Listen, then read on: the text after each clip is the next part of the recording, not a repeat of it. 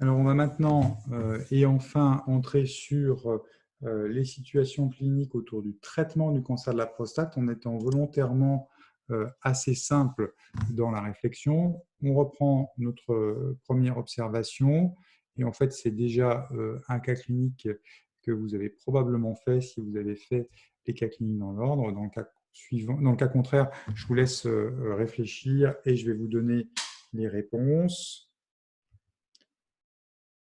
Il faut insister sur ce point très important qui est qu'aujourd'hui, un très grand nombre de patients chez qui on fait un diagnostic de cancer de la prostate, pour peu que ce cancer de la prostate soit diagnostiqué comme étant à faible risque, on va leur proposer de ne pas faire de traitement actif. On va leur proposer ce qu'on appelle la surveillance active.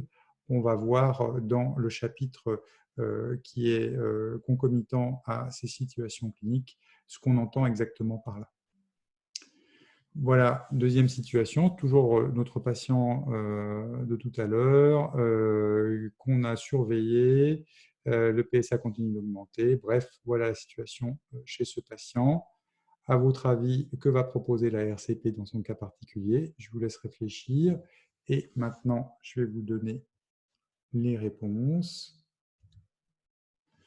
Alors, on ne peut pas proposer la surveillance active chez ce patient, on va l'évoquer avec lui pour qu'il sache bien qu'on a étudié cette possibilité. Pour l'instant, sur des grades ISUP2, même si dans le cas particulier de ce patient, on sait qu'on est sur une tumeur à risque évolutif relativement faible, on ne sait pas surveiller ces patients. Donc, il n'y a pas péril dans la demeure, on n'est pas obligé de lui dire de tout arrêter et de faire le traitement dans la seconde qui suit, mais on ne sait pas proposer de surveillance active. Donc, à l'heure actuelle, il n'y a pas de programme de surveillance active et dans les recommandations qui intègrent les patients avec un cancer de la prostate grade ISUP2.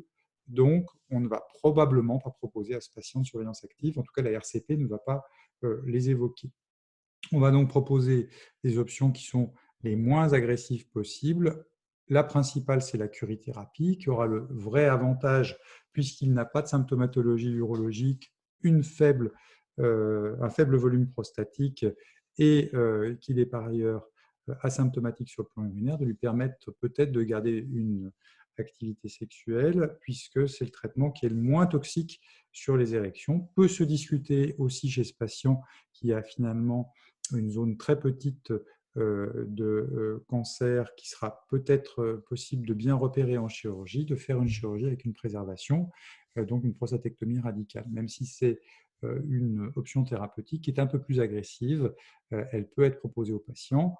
On ne lui proposera pas la cryothérapie, qui reste aujourd'hui d'abord une option plutôt expérimentale et plutôt de sauvetage. On ne lui proposera pas non plus d'hormonoradiothérapie, qui est une option tout à fait standard, mais qui est réservée à des tumeurs de risque intermédiaire ou de risque élevé.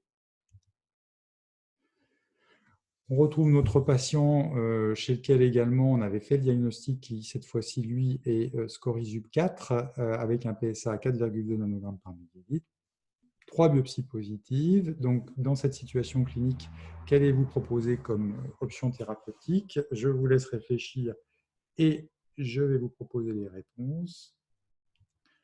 Voilà, là encore, si on propose à ce patient, puisqu'il a du grade ISUP4, il passe en risque élevé, on va proposer à ce patient, si on lui propose une radiothérapie externe, une hormonothérapie associée pour augmenter l'efficacité de la radiothérapie. Si on décide de lui proposer une chirurgie, ce qui fait partie des options thérapeutiques qu'on va évoquer avec lui, on proposera un curage ganglionnaire pelvien étendu. C'est l'option standard qui est recommandée a priori. Si on lui fait une chirurgie ou si on lui fait une radiothérapie, quoi qu'il arrive, et surtout puisqu'on va associer à la radiothérapie l'hormonothérapie, le patient a un risque très élevé d'avoir des troubles de l'érection après la prise en charge. Le traitement par ultrason focalisé, a priori, sur des tumeurs aussi agressives n'est pas retenu. En tout cas, les protocoles expérimentaux actuellement ne sont pas en faveur d'un traitement par ultrason focalisé chez un patient jeune, 62 ans, qui a une tumeur agressive. On proposera plutôt des options standards que sont la chirurgie ou l'hormonoradiothérapie.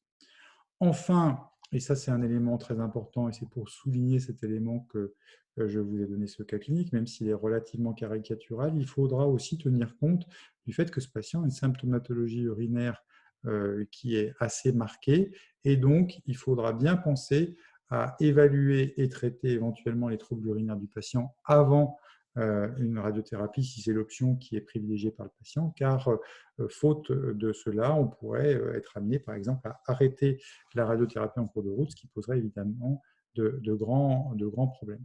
Donc voilà, en gros, 3 situations cliniques un petit peu caricaturales, mais qui vous permettent de commencer à comprendre comment on essaye à chaque fois d'évaluer les différentes options thérapeutiques et de faire du sur-mesure pour chaque patient à partir de recommandations générales. Je vous remercie de votre attention.